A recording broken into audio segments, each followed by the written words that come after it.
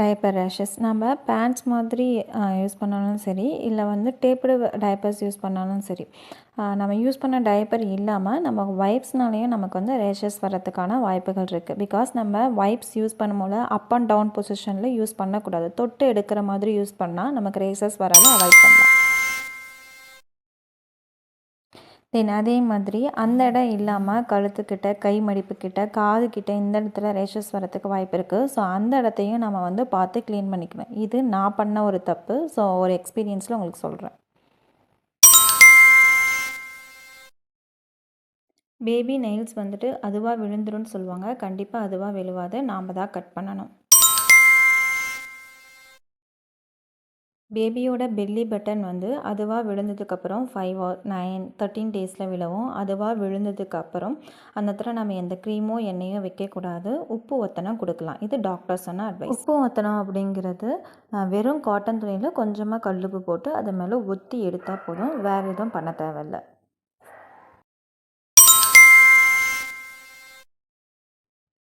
பால் சாப்பிட்டா பால் ஊறும், தென் வந்து ப்ரெட்டு சாப்பிட்டா பால் ஊறும், இதெல்லாம் வந்து தப்பு.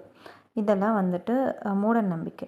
நாம் ஹாப்பியாக இருந்தால் மட்டும்தான் நமக்கு வந்துட்டு பால் நல்லா ஊறும். நாம் கீரை, காய் இதெல்லாம் சாப்பிட்டா நல்லா ஊறும். தென் வந்து கிழங்கு, பூண்டு இதெல்லாம் சாப்பிட்டா பால் ஊறுங்கிறது என்னுடைய எக்ஸ்பீரியன்ஸ்.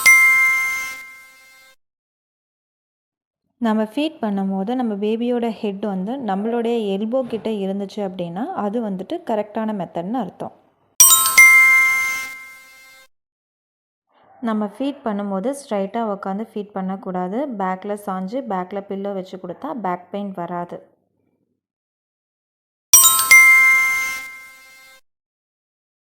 தென் பெரிய யூரின் மேட்டை வந்துட்டு சின்னதாக வந்துட்டு கட் பண்ண வேண்டாம். பெரிய யூரின் மேட்டாக இருந்தால் குழந்தைங்க பெருசாகும் போது அது யூஸ் ஆகும்.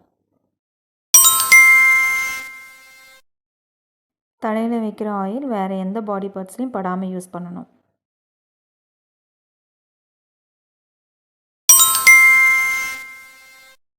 ஆஃப்டர் ஃபீடிங் ஒவ்வொரு டைமும் நம்ம குழந்தைய இந்த மாதிரி தோளில் சாய்ச்சோ இல்லை இந்த மாதிரி உட்கார வச்சோ அந்த குழந்தைய பர்ப் பண்ண வைக்கணும். குழந்தைங்க டயப்பர் வெட்டாக இருந்தாவோ இல்லை பர்ப் பண்ணாமல் இருந்தாவோ தூங்க மாட்டாங்க. இல்லை அவங்க பொசிஷனை சேஞ்ச் பண்ணணும். அப்படி இல்லைன்னா தோளில் படுத்து ஒரு 20 minutes தட்டணும் அப்படின்னா கண்டிப்பாக குழந்தைங்க தூங்கிடுவாங்க. ட்ரை பண்ணி பாருங்கள். குழந்தைங்க கதக்குனா பாலாவோ இல்லை தயிராவோ கதக்குனா நார்மல் தான். வெள்ளையாக இருந்தால் போதும். மஞ்சளாக இருந்தால் அது ப்ராப்ளம். டாக்டரை கண்டிப்பாக பார்க்கணும். ஹிக்கப்ஸ், குழந்தைக்கு விக்கல் வந்துட்டு நார்மல். விக்கல் வந்தால் நம்ம பயப்பட தேவையில்லை. அந்த டைமில் நம்ம ஃபீட் மட்டும் பண்ணக்கூடாது. அர்க்கிங் பேக், குழந்தை முறுக்கி எழுவுறது நார்மல். அதை பார்த்து நம்ம பயப்பட தேவையில்லை.